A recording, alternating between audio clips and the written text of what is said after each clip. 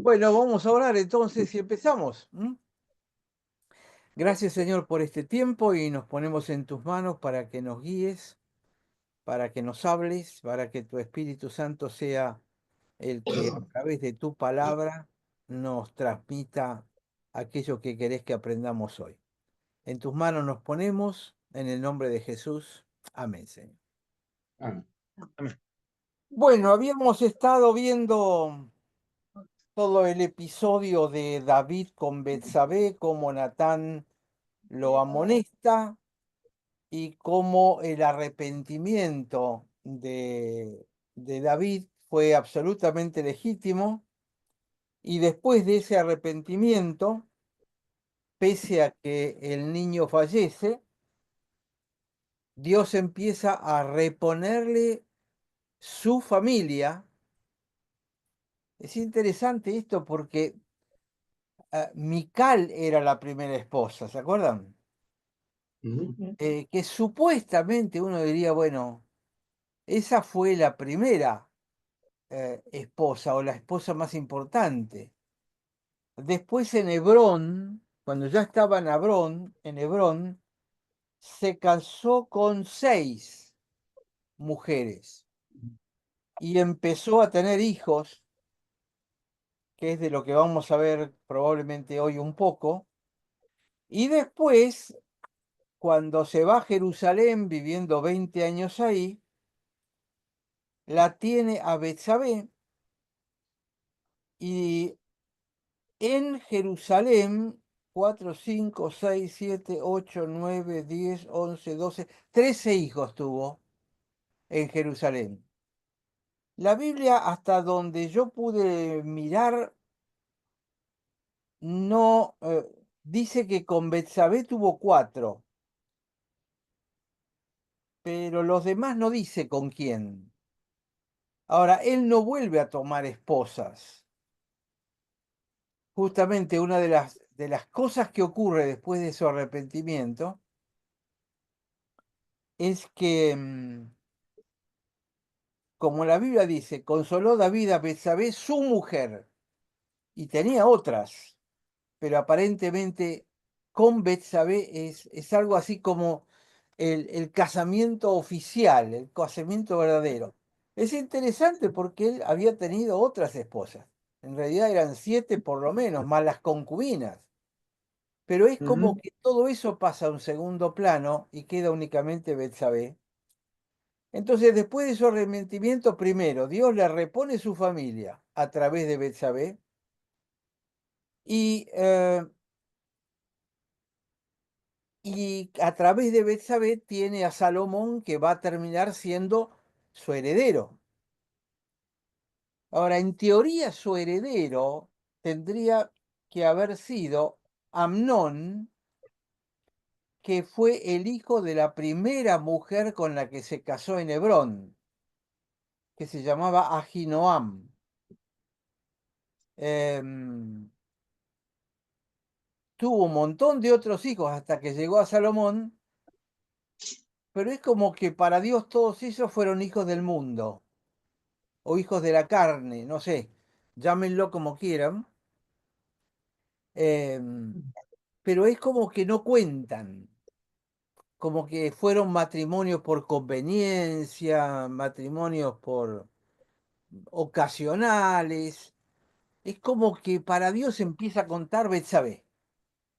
Y a partir de ahí Salomón y de ahí la línea real hasta que viene Jesucristo. Sí. Eh, mm, A mí me conflictó un poco eso de, de que Betsabé termina siendo su principal. Él ya desechó a Mical después de que lo critica con los bailes.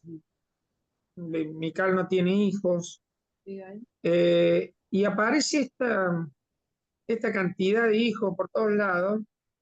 Y este concepto de que Salomón termina siendo el heredero. eh, y que Dios lo bendice a Salomón tanto, más allá también de las macanas que hizo Salomón, pero y ahí está el linaje real en Salomón. Es muy curioso, ¿no? Lo trato de interpretar por el lado de la misericordia y de la gracia, cómo transformó una situación espantosa en una situación real, ¿no? De bendición.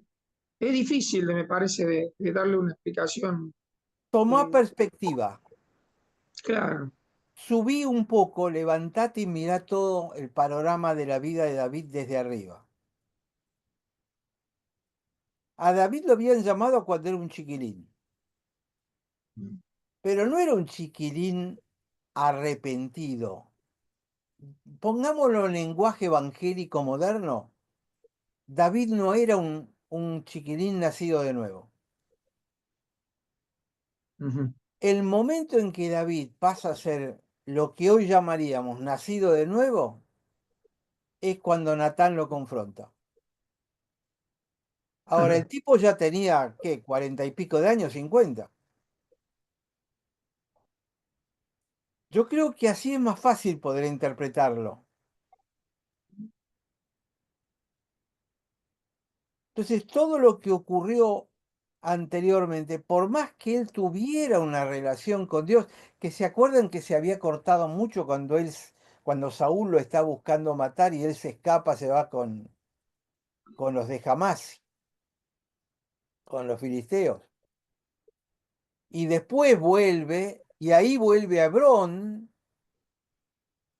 Y si bien vimos cómo se comportaba, digamos, éticamente correcto, ahí es donde toma todas esas esposas, empieza a tener hijos, después va y conquista Jerusalén, y Dios estaba con él,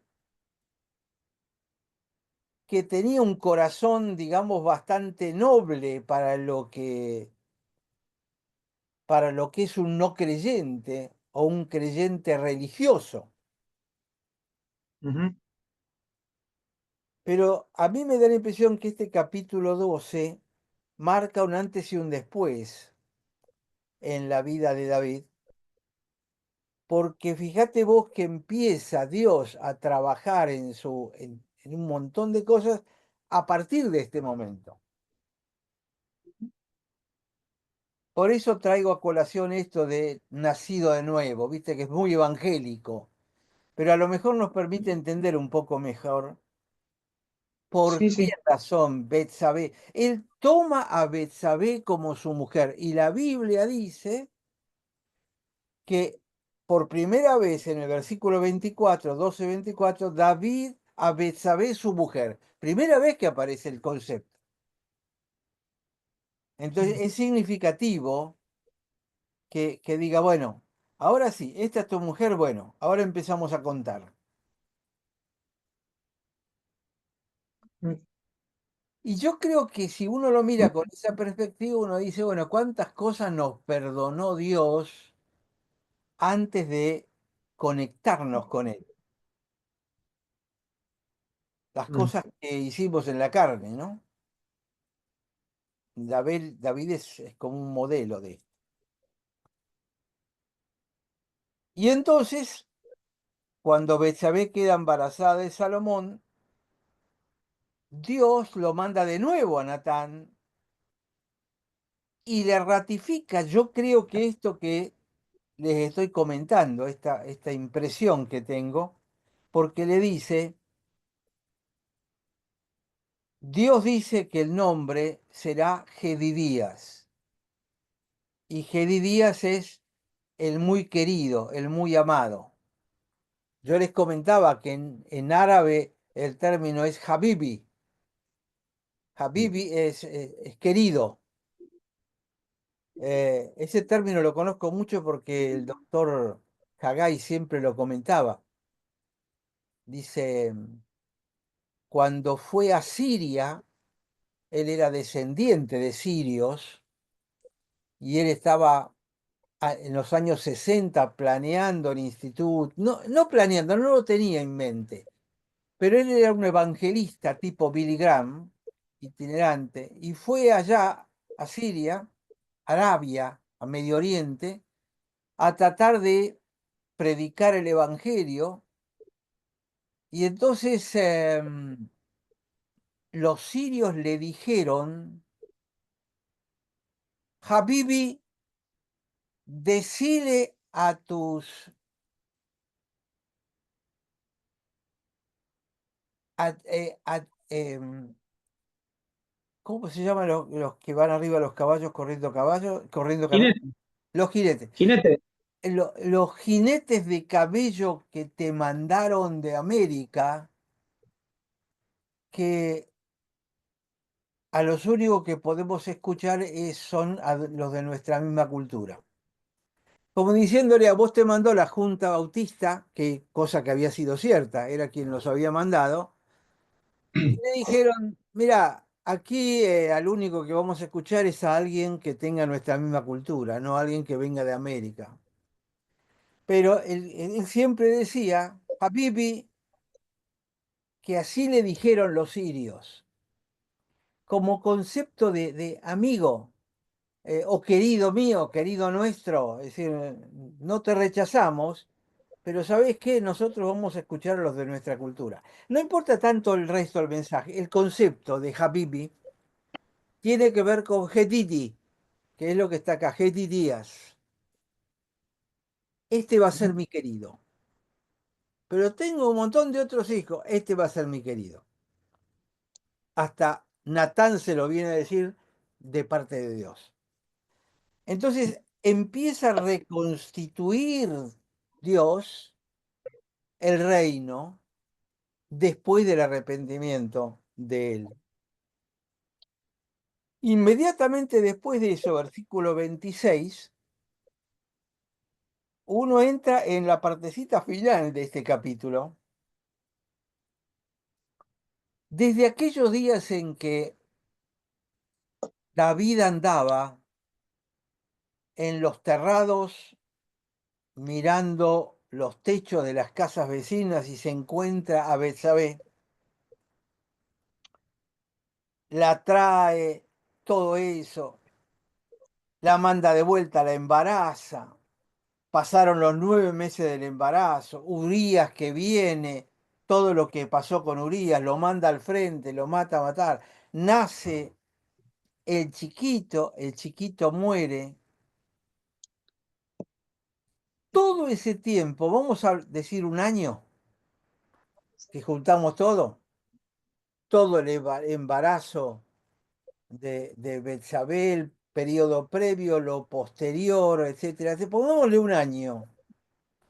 Durante por lo menos ese año, el Joab, que era el capitán de su ejército, estaba peleando allá lejos con los amonitas. Y la batalla no se definía. Acuérdense que de entrada, antes de todo esto de Betsabé, en el capítulo 10, él derrota a los amonitas y a los sirios. Y después Joab va y le pone sitio a las ciudades de Amón, del reino de Amón. Después viene todo lo de Betsabé. Es decir, que hace más de un año, ahí estaba Joab sitiando la ciudad, pero la lucha no se definía. ¿Por qué no se definía?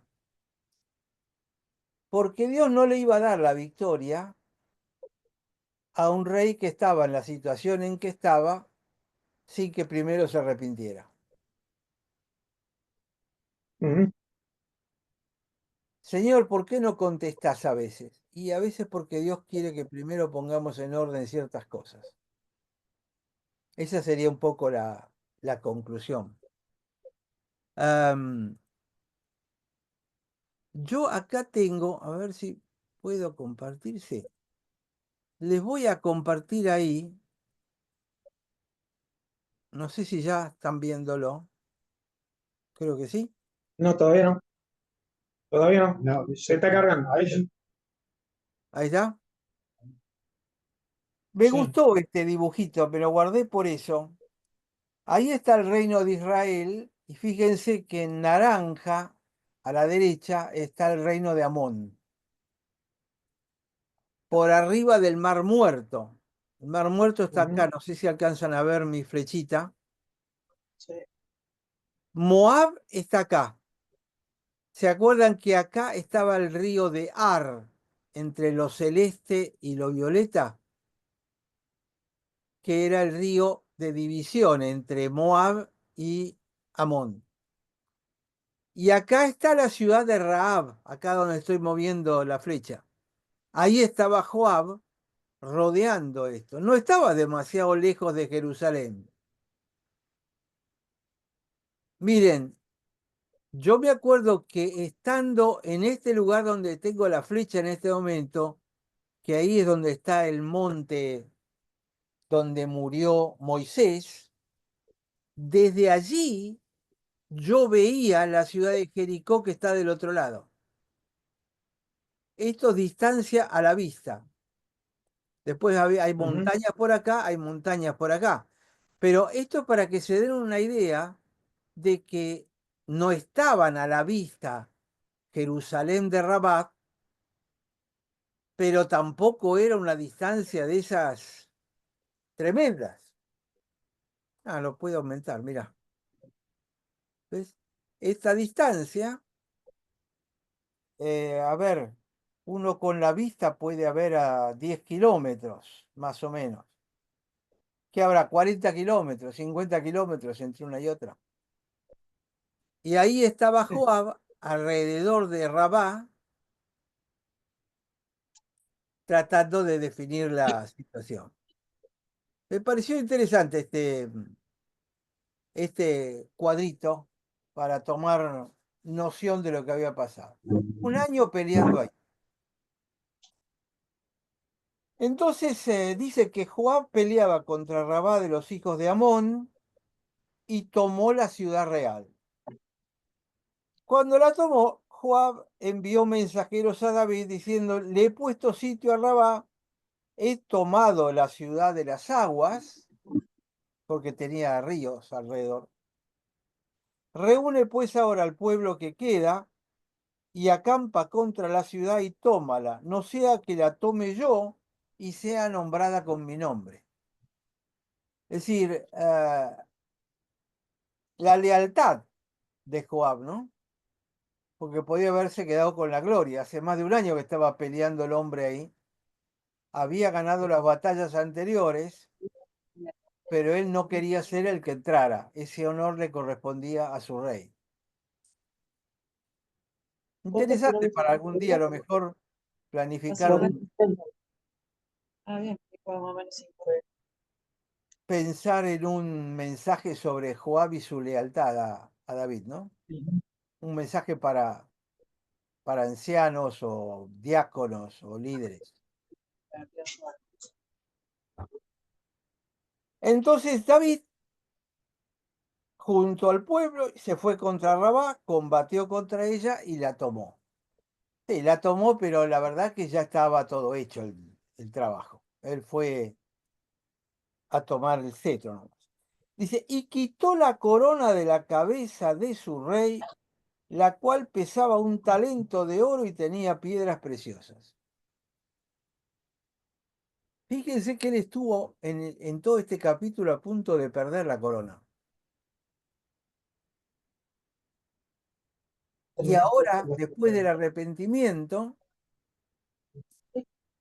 el que pierde la corona es su enemigo y fue puesta sobre la cabeza de David. Es decir, Dios le regaló una corona de oro con piedras preciosas pagada por el enemigo.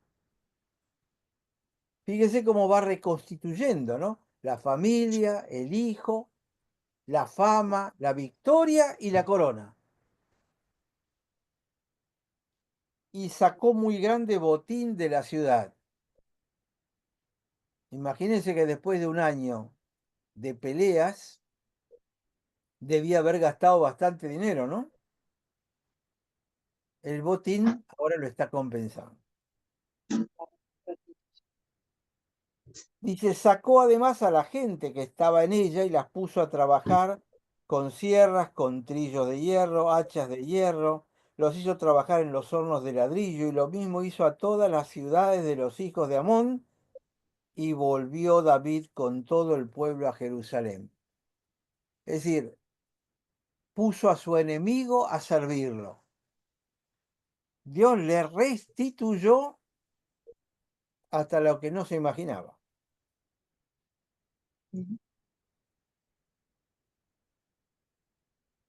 Pero Natán le había advertido, porque vos hiciste todo esto en secreto,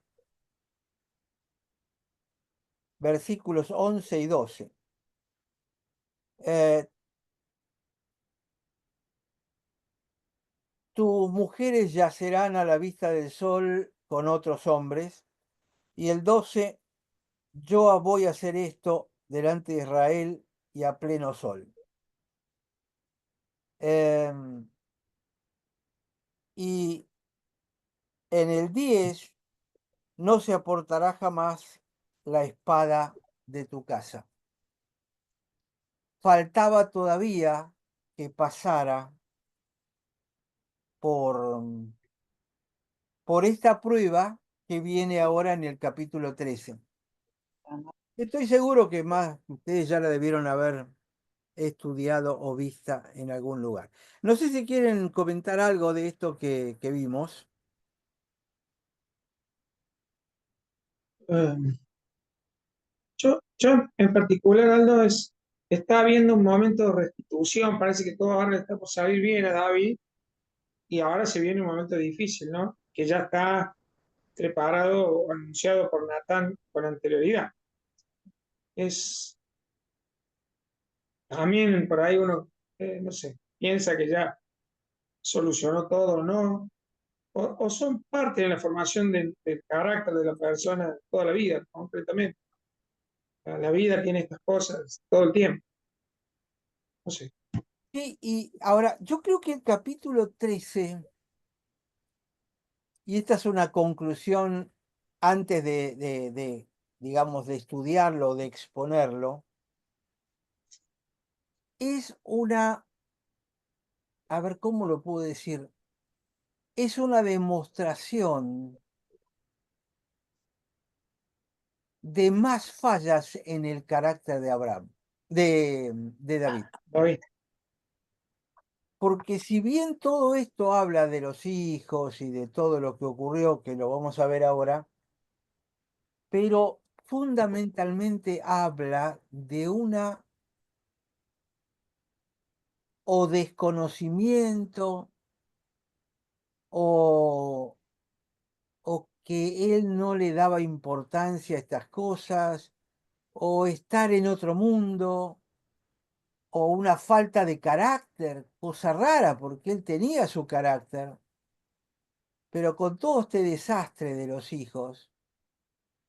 Y la pregunta es que se habrá sido porque tenía demasiados hijos, demasiadas mujeres. Porque, ¿por qué? ¿Por qué esa flaqueza de carácter de David que ahora va a aparecer con estos hechos, ¿no? Un poquitito esto es lo que quisiera que tengan en mente mientras revisitamos esta historia. Aldo, Sí, perdón, dale. el problema, como ya lo dijiste del otro, era la suegra o alguien de allí, era la cantidad de suegra que tenía el pobre David. No, Rey, me viene a la memoria, me vino a la memoria que había arrancado bien David. ¿Te acuerdas cuando arrancó con Goliat y todo lo demás? Que Goliat le dice, che, te voy a dar tus carnes a las aves y a las bestias. Y él le dice, ¿por qué venís a mí con palos, jabalinas? Yo vengo, porque vos venís con eso, pero yo vengo en nombre del Dios de los ejércitos. O sea que indiscutiblemente él tenía una comunión con el Señor muy grande y se ve que a lo mejor después lo fue atrapando También la pasó mal, ¿no? Cuando el Saúl lo volvía loco y le quitó la paz. Bueno, no es motivo para perderse así, pero arrancó bien el pibe. Vamos a llamarlo Sí, cariñosamente. es cierto, es cierto. Ahora, fíjate vos, tenemos la tendencia en el mundo evangélico a pensar que antes de nuestra conversión, entre comillas la palabra, éramos malos, injustos, perversos y pecadores. Pero después de ese momento mágico, crucial y creo que mágico es la mejor palabra, em, todo se pone en orden porque ahora estamos en contacto con Dios y entonces todo va a ir bien. Ya hemos corregido nuestro carácter. Pasamos de ser -10 a +10 y no hay escala intermedia. Es una sensación que yo tengo de las predicaciones del mundo evangélico. Cuando predican a creyentes somos todos, una maravilla, sal. Y yo creo que toda esta historia de David mirada con detalle muestra las subidas y bajadas que hay en la vida. Hay subidas muy grandes como la que vos comentás, Omar, y hay bajadas muy grandes como la de Betsabé. Pero el hecho de arrepentirnos y que Dios haga un reset y que de golpe nos devuelva un montón de cosas, no significa que ya seamos maduros. Ahí aparece la frase de Pablo, creo yo. Una cosa hago, mirando ciertamente hacia adelante, pongo mis ojos en Jesucristo, autor y consumador de la fe, y prosigo al llamamiento de Cristo Jesús. Pero dándonos cuenta que todos tenemos subidas y bajadas permanentemente. Hay veces que nos sentimos más cerca, momentos que nos sentimos más lejos. Clarísimo, muy claro, es así. Yo también interpreto lo mismo, ¿no? A mí me pasa, a Claro, mí me pasa. pero fíjate vos que las predicaciones que uno escucha generalmente es bueno, te exhorto a seguir mejorando. Seguir mejorando significa ya estás bien, porque te estás comportando, pero un cachito más, un cachito más, un cachito más. Pero es como que ya no podemos estar mal. Y cómo necesitamos esa conexión en forma constante, ¿no? Amén. David, de alguna manera, cuando lo desafía a Goliat, venía de ser ungido hacía poco. Lo tenía fresquito. Estaba a 10 puntos el pibe. Cuando lo empiezan a perseguir, la fe entró a caerse, ¿no? Nunca Ujú. del todo, pero estuvo mucho más baja. Cuando conquistó Jerusalén estaba por allá arriba. Vamos a buscar el arca y la traemos saltando. Y volvió a meter la pata. ¿Por qué? Por exceso de confianza.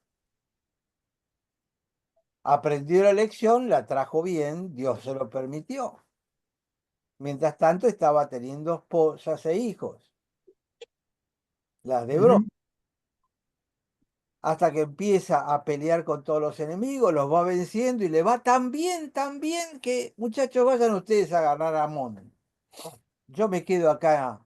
Total, no hace falta que yo vaya. Ustedes han ganado todo, ¿cómo no van a ganar esto? Joab, andá y tomá todas las ciudades. Y allá se fue Joab, y ¿yo qué hago? Hoy me voy a la terraza a ver si pasa algo. Cuando estamos bien es cuando viene el ataque. Cuanto mejor estamos, cuanto más arriba estamos. A mí me Aldo, parece, perdón, sí, sí. perdón. Yo no pude estar en la clase anterior, pero la vi grabada. Eh, Reflexionando sobre esto, David en realidad dejó su rol, es lo que yo pienso. Dejó su rol, hizo la cómoda, mandó a otro cuando él tendría que haber estado. Y ese es uno de los principales errores que cometemos, dejar el rol porque ahí comienza esa etapa que yo le digo, no del ocio, pero sí del relajamiento, como que uno se relaja y es terreno fácil para el enemigo. Exacto, Yo creo que coincido. ese es el error de David, no haber asumido su rol. Relajarse, tirarse la plancha y bueno, ahí fue el error más grande. Me Y es parece, lo que va no a sé. pasar ahora con el tema de sus hijos. Es Sí, la yo me acuerdo, descripción esa que hiciste, ¿no? sí, sí, sí. Hace un tiempo no me acuerdo que había comparado el complejo de Edipo con el complejo de Absalón. Lo tengo que buscar. Ya te lo voy a pasar, lo tengo que encontrar. Ha hecho Bueno, bueno. como un paralelismo. Así que vamos a meternos un poco en la historia esta que yo sé que la conocen, pero por ahí les puedo tirar un par de datitos sobre el tema. Dice, aconteció después de esto que teniendo Absalón, hijo de David, una hermana hermosa que se llamaba Tamar, se enamoró de ella Amnón, hijo de David. Primeras tres cosas que se refieren a los nombres. Amnón era el hijo mayor de David, era el heredero al trono. Y podemos aplicar lo que dijo Sergio recién. El tipo se sabía que cuando su padre muriera, él era el rey. Así que la confianza por las nubes, ¿viste? Sí. Era una especie de Carlos III de Inglaterra. Se sentía por allá arriba. Em, Ahora, Amnón eh, es interesante el nombre de él, porque el nombre viene de una raíz griega, hebrea, que es Amán, y Amán es la raíz de nuestra palabra amén. Es decir, Amnón significa fiel o fidelidad. Yo me imagino a David poniéndole como nombre Amnón, sabiendo que la raíz significa fidelidad, porque estaba hablando de la fidelidad de Dios, dándole a él un hijo primogénito con el cual podía dejar heredero. Ahora, evidentemente el hijo no se comportó a la altura de su nombre. Primer detalle que me parece interesante para señalar. El hijo mayor que termina siendo el violador y termina muerto, lo que termina muerto es la fidelidad. Segundo, Absalón. Absalón es en principio el tercer hijo de David, porque es hijo de Maaca, que es hija del rey Tarmai, que es rey de Jesús. Esto lo dice ahí el mismo texto. Y es interesante porque este Absalón, después de matarlo a Amnón, se va corriendo y se refugia por 3 años con el rey de Jesús, que era su abuelo. Y era el papá de su mamá. Le habían matado a la hermana, es decir, que se va a refugiar con el abuelo que había perdido una nieta a manos de Amnón. Les comento esto porque si uno no lo mira un poquitito en detalle, uno no lo llega a pescar generalmente concretamente. Entonces, Absalom es una palabra compuesta. Ab, la conocen de Abba, padre. Ab quiere decir papito o padre. Y Shalom quiere decir paz. Entonces, Absalom significa padre de paz. O paz que proviene del padre. Miren qué paz que proviene del padre que lo mató a Amnón, ¿no? Es decir, les estoy mostrando lo contrario al nombre que actúan muchos de ellos. Y finalmente, Aldo, sí, ¿cuán, cuán difícil es matar a un hermano? Porque vemos un montón de ejemplos bíblicos de semejante barbaridad, ¿no? Eh, Parece una pregunta rara, pero eh, a lo largo del tiempo, o sea, cuán difícil es matarlo, cuán difícil es venderlo. Ha habido toneladas de repeticiones de este tipo de actitudes, pero si las traspolamos a nosotros mismos, no a ese límite de matar a alguien, pero con las condiciones oportunas, o sea, con las malas condiciones oportunas, en el tiempo difícil, una pelea y no hablarse más con alguien se asemeja casi a matar una relación, ¿no? Con lo cual, esto que parece una locura de un hermano matando a otro, yo no lo miraría tan lejano, sino que lo podría ver como, o sea, Caín y Abel se criaron juntos y por una envidia y por un momento de bronca se mataron. O sea, yo me parece que esta historia de un rey conforme al corazón de Dios, eh, se le escapa algo muy grave, que un hijo mate al otro, ¿no? Es algo terrible y no tan lejano, quizás porque hablamos de muerte, pero se puede asemejar a romper relaciones de otra naturaleza. Y creo que para un padre no hay peor cosa que en algún momento haya pelea entre sus hijos, conflicto entre sus hijos o distanciamiento entre sus hijos, ¿no? Lo digo como algo que nos tiene que llamar la atención con fuerza y no como algo lejano. mira, acá enfrente de mi casa vive un muchacho que más o menos debe tener tu edad, que todos los días a las 7:20 de la mañana eh, él se va con el auto, para lo cual tiene que accionar el remoto que hace pip y nos despierta todos los días a las 7:20 de la mañana. ¿Qué deseo tenés de matarlo vos? No Yo yo, ninguno, vos. pero claro, ninguno yo. Exacto. Pero El problema es con los que están más cerca, con los cuales tenés competencia. Vos lo ujú, dijiste, Caín y Abel. Es la famosa palabra que vemos siempre de la lucha fratricida. ¿Qué significa la lucha fratricida? La lucha entre hermanos. No nos vayamos tan lejos en las iglesias, hermanos que se dejan de hablar, hermanos de la Exacto. fe. No, O no, sea, incluso de dañarlo seriamente, dañar su reputación.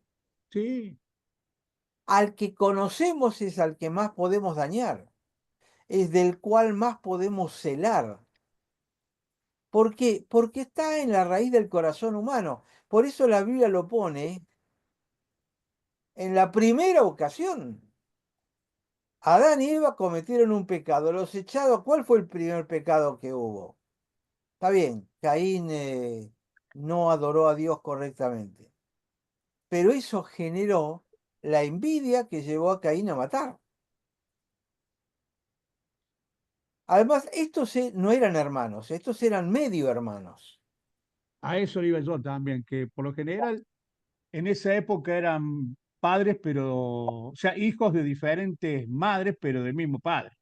Salvo el Exacto, tema de Adán, de Abel y Caín, pero la exacto. mayoría de los crímenes han sido así.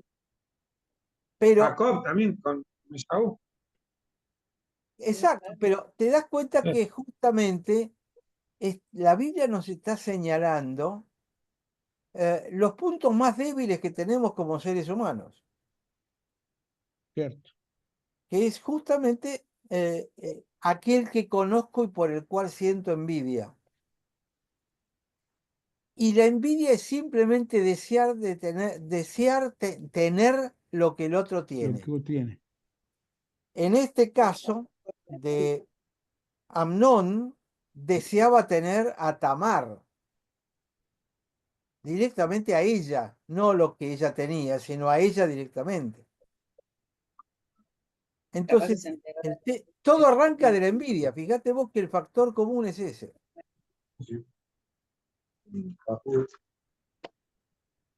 Lo mirás en los desarreglos políticos.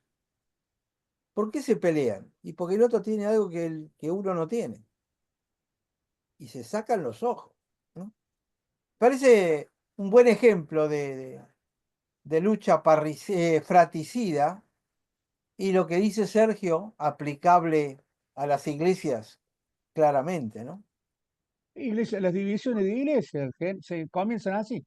Sí, sí, Comienzan sí. así, termina un pastor por un lado, el pastor por otro. Y el último nombre, que es el nombre de Tamar, la palabra Tamar viene de la palabra palmera. Para el ideario de Medio Oriente, la palmera es un árbol muy necesario para proveer sombra. Al lado de la palmera generalmente hay agua. Y la palabra en hebreo, la palabra integridad, tiene la raíz tam de palmera. Integridad, la palabra es tomer, que es la misma raíz de tamar, que significa palmera. ¿Por qué Tomer, integridad? dijiste. ¿Cómo? Tomer, ¿o no? Tomer. Tomer. Sí.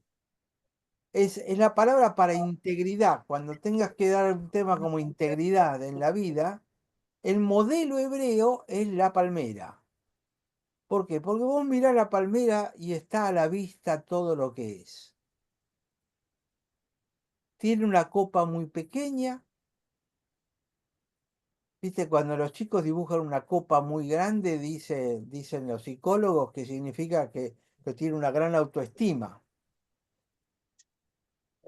Ajá. Es el yo grandote, ¿no? El tronco es lo sólido, pero La raíz. todas las ramas y las hojas representa tus ínfulas. No sé si se entiende lo que quiero decir. Lo que vos te crees, la ampulosidad que se ve. Lo que uno cree de sí mismo. Exactamente. Viste que dicen que a los argentinos hay que El comprarlos ego.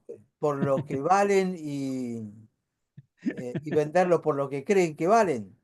Sí. Eh, y bueno, la palmera tiene una ínfula muy pequeña. Por eso es íntegra, porque podés ver lo que es.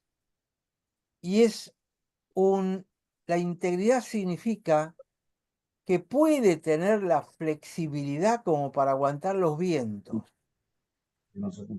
No se quiebra, sino que tiene la capacidad de soportar esos vientos. No tiene raíces tremendamente profundas, pero es lo que ves. Por eso el concepto de integridad está asociado al concepto de palmera. Y esto es un poco lo que ocurre a Tamar. Si vos la ves a Tamar, cuando Tamar le va a llevar la comida a Amnón, uno diría peca de inocente completamente. Debía ser muy jovencita, debía ser una adolescente, pero peca de inocente completamente. Y va con toda integridad. Le habla a su hermano con toda dulzura. No, mirá, no hagas esto está mal. Uno dice, qué tarada. Pero bueno, los nombres creo que nos dicen un poco de esto. Y después en el versículo 1 dice que Amnón, hijo de David, se enamoró de ella. Cuando uno lee la historia, se da cuenta de que eso no era amor. Eso Una era obsesión. lujuria. Era lujuria, nada más. simplemente quería tener relaciones con ella, tanto que tiene relaciones e inmediatamente la desecha. Tomátela de Ah, acá y la hace echar.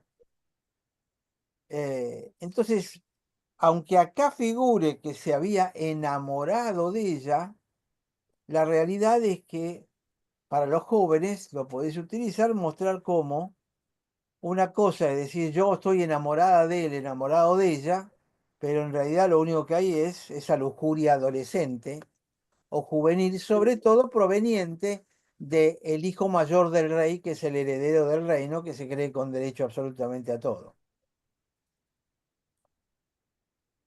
Y entonces estaba Amnón angustiado hasta enfermarse por Tamar, su hermana. La Biblia dice que era su hermana. Ahora, para estar angustiado hasta enfermarse por eso, es porque el tipo estaba enfermo.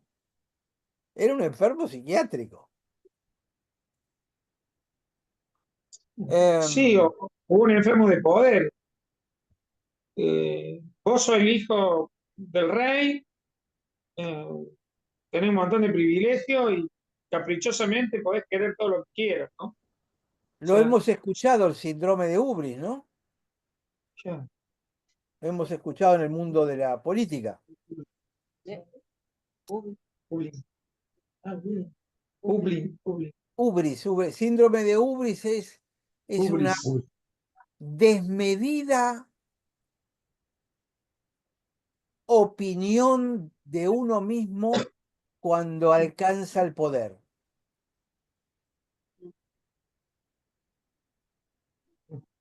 Em,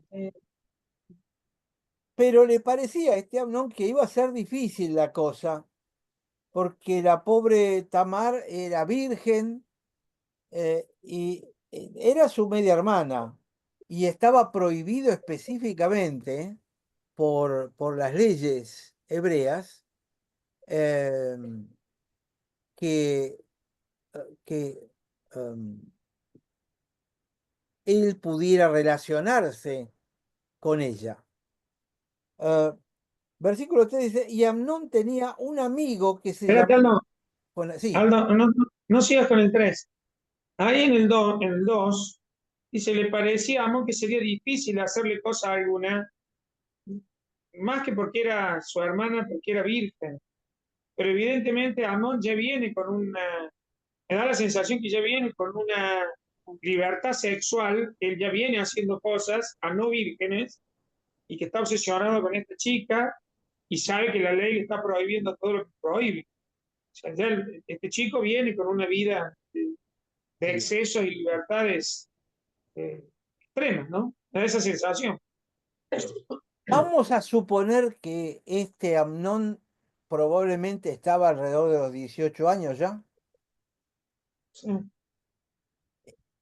La madre se había casado con David allá en Hebrón.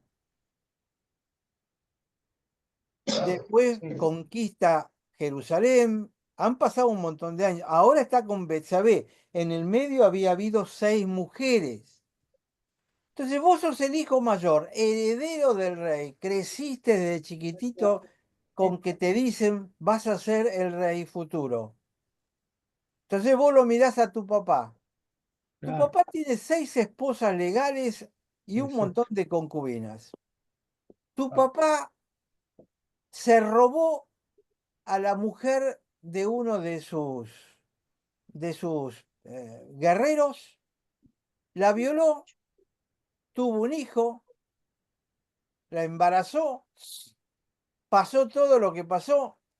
Este era un chico adolescente que creció viendo a su papá con mujeres una atrás de la otra e incluso con un padre violador, un padre asesino. ¿Cómo no se va a permitir la lujuria que está teniendo? Si mi viejo lo hizo, ¿por qué no lo voy a hacer yo? Él es rey, yo que, no- también voy a ser el rey.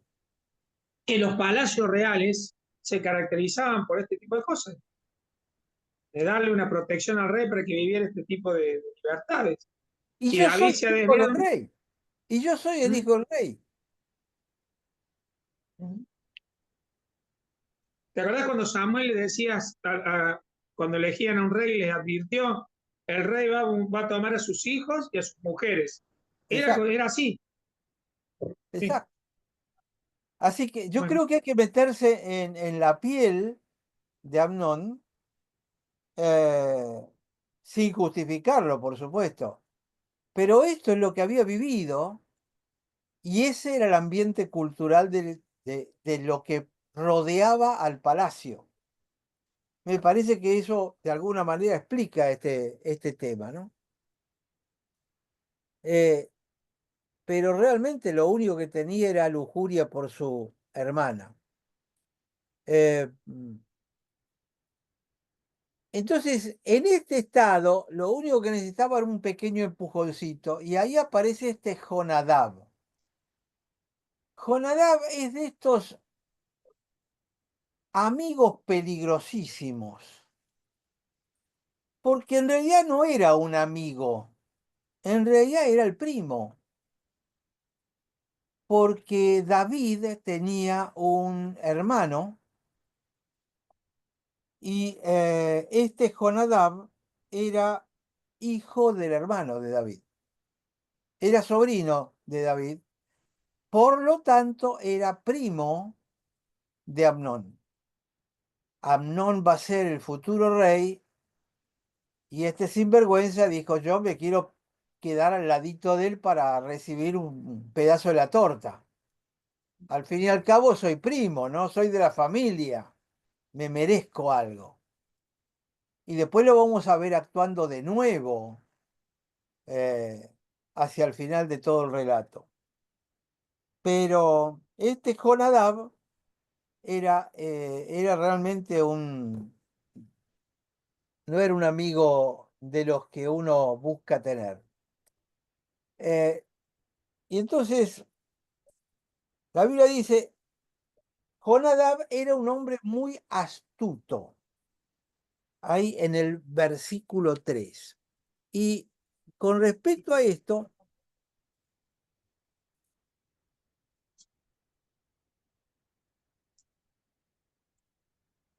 Jonadab era un hombre muy astuto. Em, la palabra astuto es la misma palabra que se utiliza para la serpiente en Génesis capítulo 3. Pero la serpiente era astuta más que los demás animales, ¿se acuerdan? O sea que era un jugador bárbaro. Exacto. La palabra es hakam. Em,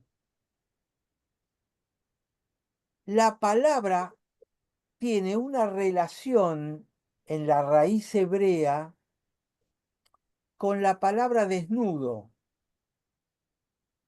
Justamente si ustedes miran en Génesis, el último versículo del capítulo 2, dice, y los dos estaban desnudos y no se avergonzaban. Ahí se utiliza una palabra, desnudo, similar a la de astucia. La raíz hebrea es la misma. ¿Qué significa astucia?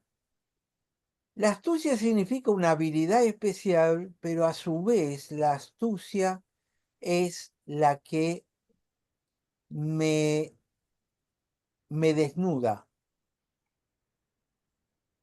Me quedo desnudo cuando yo la uso, porque muestro lo que realmente soy.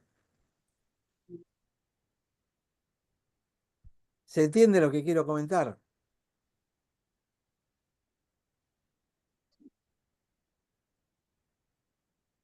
Sí, lo deja en evidencia. Lo deja en evidencia. Exacto. Verá que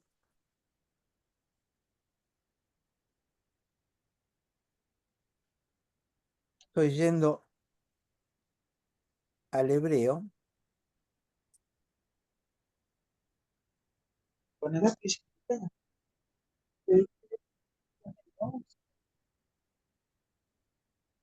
Sí. La palabra que se utiliza en Génesis 2:25, los dos estaban desnudos. Arumim. Arumim es el plural de Arum. Arum es desnudo. Y en el versículo siguiente, que es el 3:1, dice, ahora, la serpiente era Arum. Los otros eran Arumim porque era el plural, es Arum. Es la misma palabra, desnudo. Y astuto es la misma palabra en el hebreo, es la misma raíz. Y acá estamos diciendo que Jonadab era Hakam, que es una derivación de la palabra Harum. Si tiene la misma raíz y apunta en la misma dirección. Tiene que ver con ser sabio o hacerse el sabio.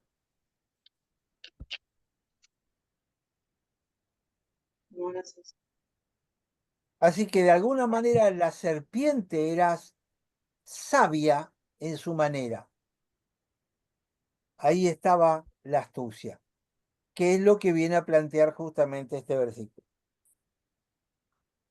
Y el versículo 4 dice, este le dijo, hijo del rey. Mira cómo lo trataba, ¿no? ¿Por qué de día en día vas enflaqueciendo así? El tipo sabía bien a quién se estaba refiriendo, pero le dice hijo del rey. Es decir, tomá conciencia de quién sos. Tenés derecho a todo, le está diciendo. ¿Te vas a privar de algo si sos el hijo del rey? Él arranca, sabía muy bien a dónde lo quería llevar. ¿No me lo descubrirás a mí? Y Amnón le responde, yo amo a Tamar. Pero fíjense cómo Amnón la describe. La hermana de Absalón, mi hermano. Él no dice mi hermana. No dice mi media hermana. Él la llama la hermana de mi hermano. ¿Por qué? Porque al ponerla a una doble distancia, hermana del hermano, es más factible no sentirse tan restringido en lo que él quiere realmente hacer. La pone un poquitito más lejos como para decir, bueno, en el fondo, che, no somos tan cercanos, ¿no? Es la hermana de mi hermano. Es decir, Amnón venía ya elucubrando todo esto y generando las condiciones para poder eventualmente atacarlo. Le dio a la pista, ¿viste? Qué consejo dar.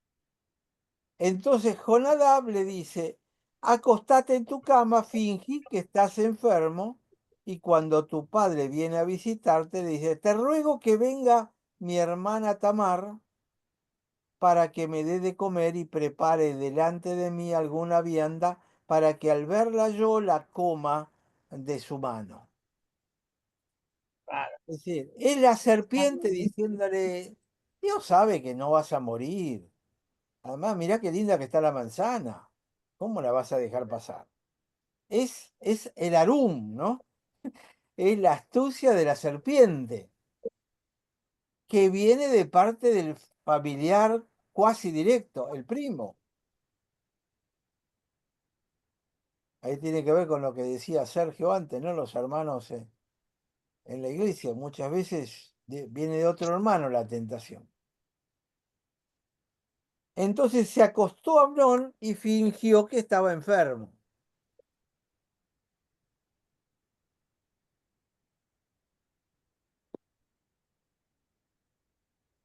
Y vino el rey a visitarlo. ¡Wow! El rey viene a visitar al hijo. Le da bolilla. ¿Por qué? Viene a visitarlo. Fíjense la expresión. Es cierto que desde Abraham tenía su carpa, Sara tenía la otra y Agar tenía la suya. Agar tenía a Ismael, Sara tenía a Isaac, pero Abraham tenía su propia carpa, es decir, el hombre vivía en su habitación, las mujeres vivían en otras habitaciones y el hombre las mandaba a llamar cuando tenía ganas. Esto era lo que pasaba con David. David tenía su habitación y sus esposas, cada una tenía su habitación con su servicio y sus concubinas lo mismo. Entonces no había una convivencia como la entendemos hoy al lado de nuestros hijos, estando todos los días desayunando, cenando o esto o lo otro. Situación muy parecida a la del día de hoy. Los padres viven por un lado y la madre generalmente con el hijo por el otro lado. Entonces David viene a visitar y le dice a Amnón al rey, yo te ruego que venga mi hermana Tamar. Al rey le dice mi hermana Tamar, pero lo hace partícipe a David de su plan. No le manda decir a Tamar, por ejemplo, a través del primo. Lo involucra a David. Y David peca de inocente. Ahí es donde hablamos de esta laxitud. Él estaba en otra cosa, le había ganado a los de Amón, que está bien, tiene un hijo ahí un poco enfermo. Tamar, vení, traerle una tortita ahí como para que coma algo. Pero no lo piensa demasiado, como para decir, ¿por qué será que un chico de 18 años que es mi heredero pide que de todos los sirvientes que tenemos, incluyendo a su madre, yo tenga que mandarle a esta chiquilina Tamar, que está muy buena, que está muy bonita, que es muy jovencita, que tiene 15 años y está explotando, es una flor? ¿Me van a decir que no lo pensó David?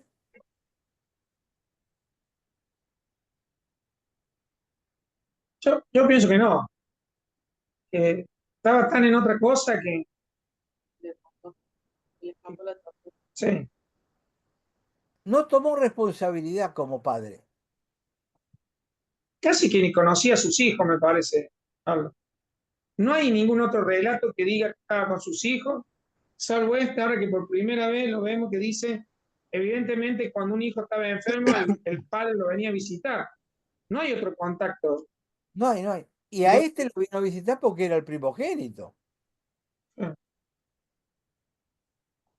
Y entonces le dice que haga delante de mí 2 hojuelas para que coma yo de su mano. Y David envió a Tamar a su casa diciendo, anda ahora a la casa de Amnón tu hermano y hazle de comer. Y Tamar fue a la casa del hermano Amnón, el cual estaba acostado, tomó harina, amasó, hizo 2 hojuelas delante de él, las cocinó, tomó la sartén, la sacó delante de él, pero él no quiso comer. Pues claro, porque estaba haciendo todo esto en la cocina, adelanto de un montón de gente. Y Amnón le dice, echen fuera de aquí a todos. Salieron todos y le dice Amnón a Tamar, tráeme la comida acá a la camita, mami. Se los digo así en términos más brutos. Tráemela a la alcoba para que yo coma de tu mano. Y Tamar, pobrecita, yo me lo imagino, 14, 15 años, 16, inocente, eh, tomó estas hojuelas, dice Reina Valera. En realidad la palabra es tortas, no es pan, porque pan es lejem y estas eran lebab. Hay una comida árabe que se llama lebab, que son unas cosas de hojaldre bastante ricas, pero en el Medio Oriente normalmente se come con cosas de este tipo, como hojas. Acá dice hojuelas, porque se pone la harina, sal, un poquito de aceite y se cose en una sartén y sale una cosa dura, pero con eso es que uno come y esa era la comida habitual. Entonces se las llevó a su hermano Amnón a la alcoba y cuando ella se las puso delante para que comiese, él lo que quiso comer fue a la hermana, no a las tortitas. Se asió de ella, le dijo, vení hermana mía, acuéstate conmigo. No había nadie en la habitación, estaban solos. Y acá aparece la hermana en su inocencia. Ella entonces le responde, no, hermano mío, no me hagas violencia porque no se debe hacer así en Israel. No hagas tal vileza.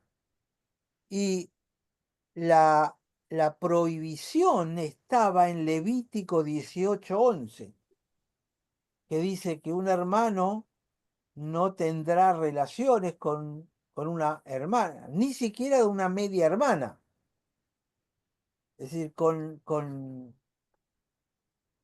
la hija de la esposa de tu padre, dice Levítico 18. Así que encajaba perfecto con Tamar. Hay prohibición específica del libro de Levítico para este tipo de cosas. Pero él la violó. En términos de hoy en día es violación completa porque ella decía que no, pero él la forzó. Ella sigue en versículo 13, dice, porque ¿a dónde iría yo con mi deshonra? Aún tú serías estimado como uno de los perversos en Israel. Te ruego pues ahora que hables al rey, que él no me negará a ti.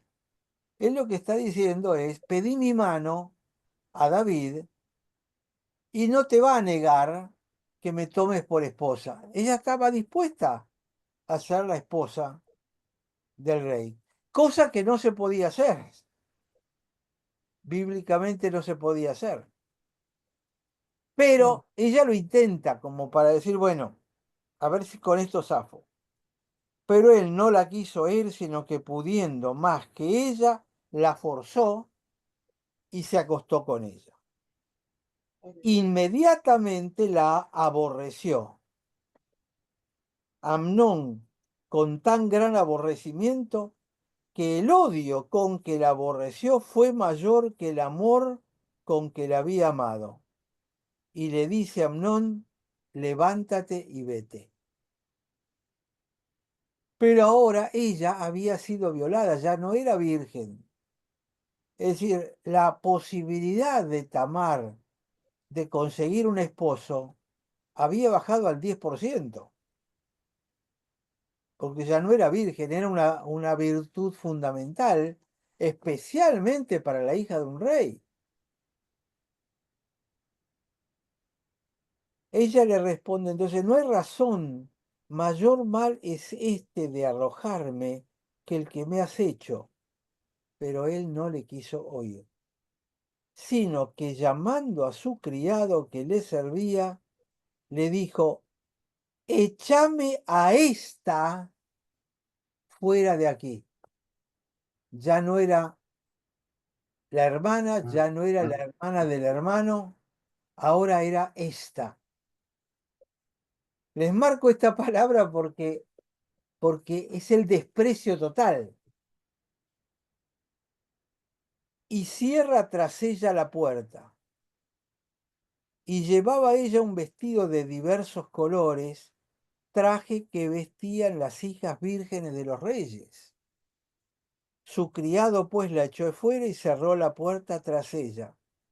Entonces Tamar tomó ceniza, la esparció sobre su cabeza, rompió su ropa de colores con la que estaba vestida, que significaba que ella era virgen e hija de rey, y puesta su mano sobre su cabeza, se fue gritando. Ella no lo escondió, estaba totalmente choqueada y yo supongo que con toda la vergüenza, de todos modos, ella reconocía que ya no tenía la posibilidad de seguir llevando ese tipo de ropas tan finas. Eh, Creo que hasta acá podemos llegar hoy porque ya es más o menos la hora. No sé, los escucho.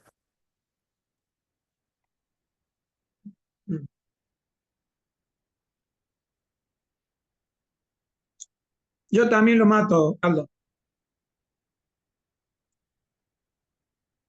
Uy, Yo como hermano también lo mato. ¿Qué te voy a decir? Se me imagino, es una situación terrible, espantosa. No sé. Bueno, Exactamente. ya lo ven. Pero, Claro, legalmente tenía el poder de matarlo, no. pero pero ¿cómo se debe puede estar pasar de la amor a la lujuria al rechazo total? Insisto en lo que dije antes de que evidentemente Amnón debería haber tenido ya una promiscuidad, una hipersexualidad, producto de la situación que veía, porque esto hoy es muy común en el tema de la pornografía y la influencia en los matrimonios. O sea, la, la porneia hace que tu mente viaje a otra dimensión, qué sé yo, a otro nivel de locura, y entonces después tu relación más sagrada no estimula a nada, se rompe todo eso por todo lo que tenés asimilado en lujuria, ¿no? Entonces, yo para mí el pibe o tenía una obsesión psiquiátrica espantosa o tenía un libertinaje sexual con, con lo que se vivía en el palacio. O sea, evidentemente el poder tiene para decir a todos los sirvientes que se vayan, que lo dejen solo. Los sirvientes que tampoco se dieron cuenta de lo que estaba pasando, tampoco valoraron que era la hija de otro rey, no pensaron, lo dejan solo. Bueno, eh, era algo normal, me parece, en las casas de David, esta forma de comportarse, de vivir, que no distaba de los otros reinados, ¿no? Sí. Fíjate que en Éxodo 25 es donde dice que la maldad de los padres pasa a los hijos hasta la tercera y cuarta generación. Dice, ¿cómo puede ser esto? ¿Esto es genético? No, es cultural. Claro. Los hijos hacen lo que ven hacer a los padres. Si es que lo tienen cerca. El problema es que ahora no los tienen cerca. Entonces los padres de los chicos pasan a ser los de Gran Hermano. Ah, O los influencers. Sí. O los influencers, exactamente. O los llenos de fake news, como tiene todo ese mundo. Ah, por supuesto. Yo no tengo ninguna duda que acá el gran problema es que Amnón estaba repitiendo lo que le vio hacer al padre. Y evidentemente no tenía mayor conciencia de pecado, ¿no? Yo creo que este muchacho se gozaba de gran poder, gozaba de poder. ¿Por qué? Me refiero a lo que acaba de decir recién José. Los criados no es que no se han dado cuenta, es mi punto de vista, voy a repetir, sino como que, ¿qué vamos a hacer nosotros si este es el futuro heredero? Claro, Ojo, que este va a ser el rey y yo me voy a querer meter en esta situación, no sé. no tenés conciencia de esto, hacer lo que querés. exactamente. Y Fíjate él que si uno sabía que era el futuro, o sea, legalmente creo que le correspondía a él. Sí, Por sí, él era el heredero. legalmente él era el heredero, o sea, tenía todo el poder, todo el poder. Ya quería, o ya quería tenerlo a todo, o sea, bueno, después lo vamos a ver más adelante, ¿no? Sí, sí, porque conocemos la historia, Claro, lo cual nos ayuda a ir tejiendo. Ahora, a mí me parece que todo este pasaje se presta mucho, sobre todo para trabajar con jóvenes y hablar de lo que es la relación amorosa presuntamente, cuando en realidad es lujuriosa y nada más. ¿Y qué es lo que ocurre También. muchas veces después? Que es el rechazo total. eh, y por qué se producen este tipo de cosas. Y generalmente es porque aquel que viola se siente superior, claro. porque es una forma de demostrar su superioridad.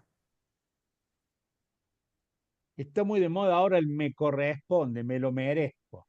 Exacto, ¿Eh? exacto. Me dejaste pensando. Pero es todo basado en la soberbia, en el fratricidio, en la envidia entre hermanos, en los deseos desmedidos. Los hijos estos son todos una expresión de lo que David en algún momento les mostró. Esto no es casualidad.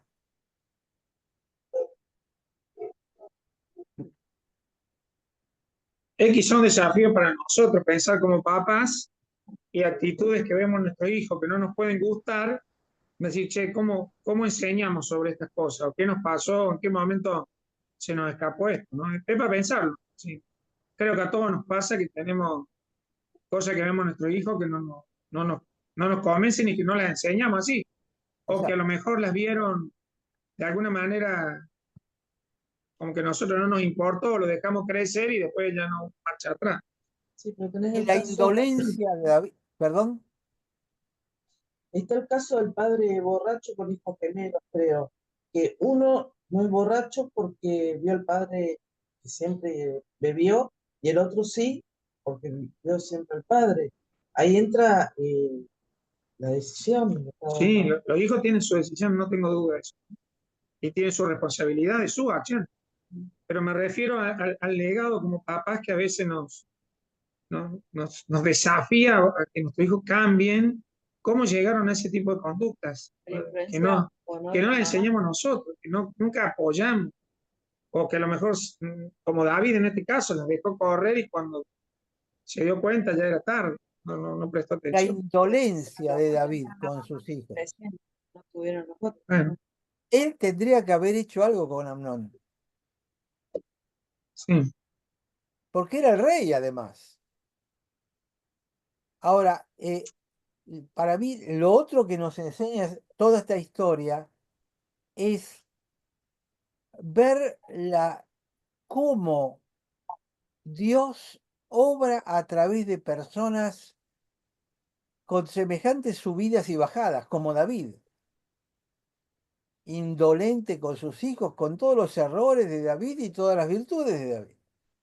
El hijo copió su conducta y no tuvo absolutamente ningún tipo de represalia por parte del padre por lo que había hecho. Y en la iglesia muchas veces les pasa el pecado, no Ujú. conocen nada. No se escucha. No se escucha. No, dale hizo un comentario que mejor que no se escuche. No, No, se dice, tiene que escuchar.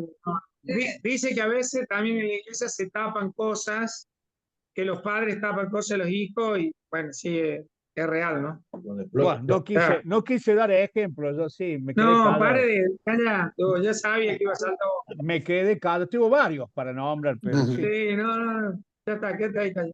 Y los pastores Ahí está, ¿ves? también, Lo va a decir Aldo, yo no lo voy a decir.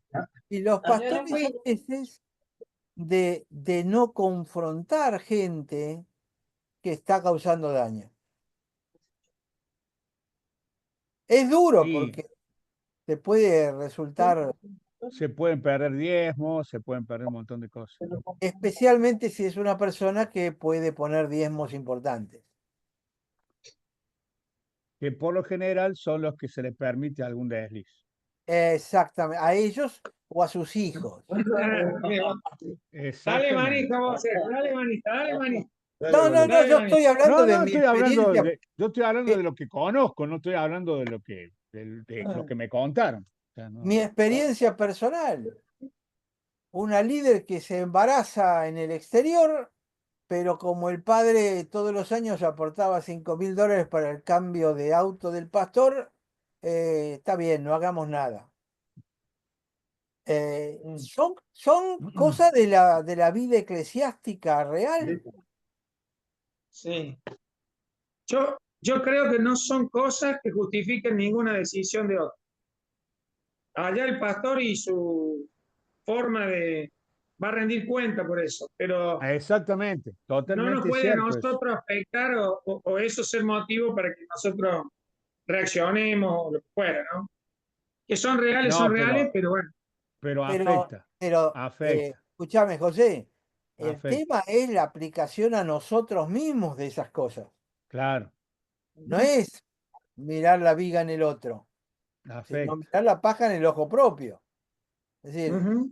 hay cosas que que de alguna manera uno tiene que aplicar a la vida de uno, de lo que ve en todos estos pasajes, en los ejemplos de David. Y yo me sigo asombrando de que Jesús dijera, yo soy el hijo de David. Sí, sí. No, Cuando el ángel le hace la anunciación a María, le habla de que tendrá el reinado de David, de su hijo David. Es exacto. fuertísimo. Y tiene que ver con esta trascendencia de Salomón y, y de Natán, el otro hijo. De uno desciende María y del otro desciende José, no me acuerdo ahora de cuál cada uno. Pero bueno, evidentemente en el plan de Dios usó Mira, con, este linaje. con todo esto que yo sé de David y que voy analizando, si en la próxima elección para presidente se presenta como candidato, yo no lo voto.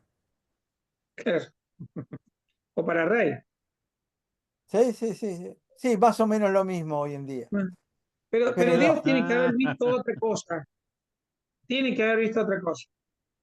El corazón. Yo, yo estuve predicando ahora hace poco en un campamento y, y por ahí reniegan con cosas que nosotros en nuestra iglesia no renegamos, que ya se superaron. Bueno, será que Dios habrá visto que era el tipo de toda la tierra, de su pueblo, que era el que más tenía un corazón parecido a él. No sé, o el único que lo logró impactar con ese corazón. Si no, es solo análisis nuestro con una perspectiva demasiado corta para como vos decías, elegirlo o no rey de nuevo a David, ¿no? Pero eso es justamente lo que Dios le dijo a Samuel, ¿te acordás? Dios no mira lo que mira el hombre. Claro. Ahora, Y No, lo y eligió aparte él. Dios es fiel a su palabra, por más que lo haya defraudado a nosotros, a nosotros nos defrauda la conducta de David. Creo que a Dios también, pero Dios se mantuvo fiel a su promesa, a su palabra y a su pueblo. Iba a cuidar a su Pues pueblo. me parece que se Además, mantuvo, Dios le admite el arrepentimiento. También, Si no, le hubiera claro, sacado el reinado. el perdón, el Sí, arrepentimiento, sí, totalmente. pero claro. esto que pasó, que pasa con Amnón y Tamar, es consecuencia de lo que Natán le había pronosticado a David. Claro, Como claro. consecuencia de tu pecado, esto va a pasar. Tus mujeres serán Sí, violadas y la espada no se apartará de tu casa. Y así fue. Ahora la consecuencia es mucho más larga, dolorosa que lo que cometió David. David fue en un momento, en un instante, y la consecuencia fue mucho más larga, más Es triste. cierto, es cierto, es cierto. mm, Fíjate vos que es un pasaje conocido, ¿no? Pero cómo permite elaborar conclusiones prácticas. Usted lo dijo yo vi la reunión que usted predicó en ¿cómo es que se llama la página? La Presby de Belgrano, así dice la página. Sí, La sí, Presby de Belgrano. Usted dijo algo muy cierto. No sé si, creo que fue usted, Aldo. El modelo de iglesia que tenemos. No, porque he visto tantas prédicas de Aldo que por ahí se me confunde si fue en esa o en otra.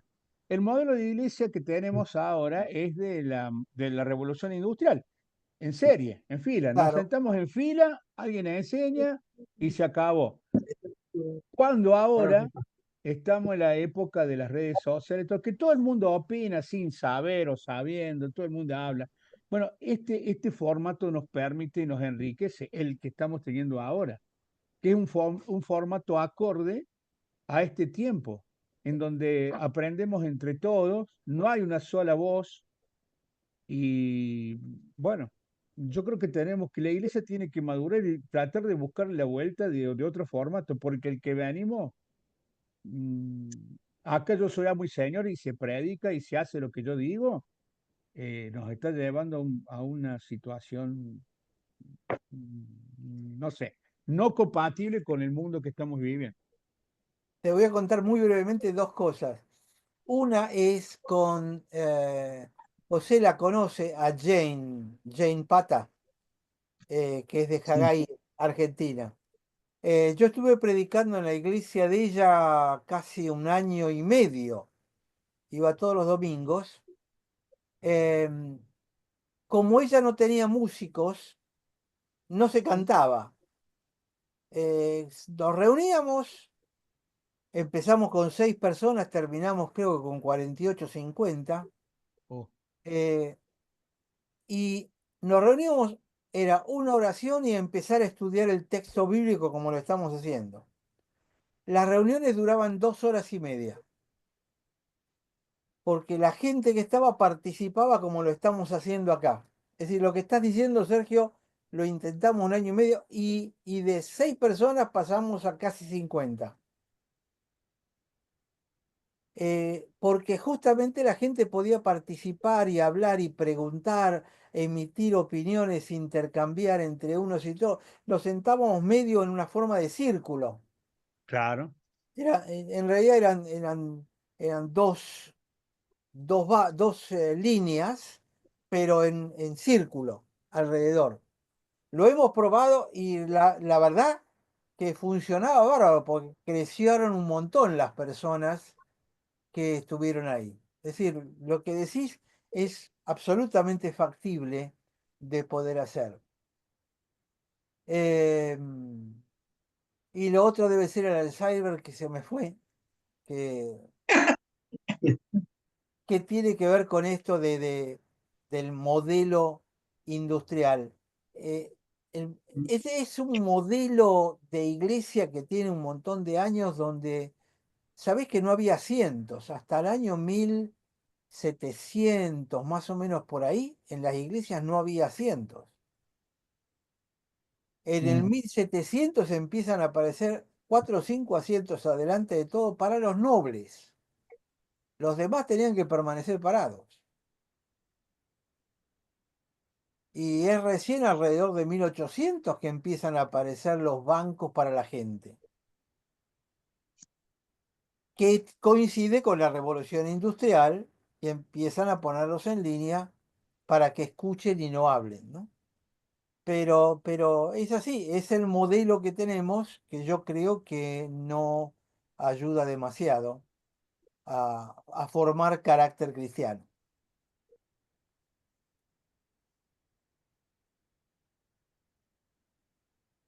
Así que bueno, Bueno, Aldo, excelente, muchas gracias.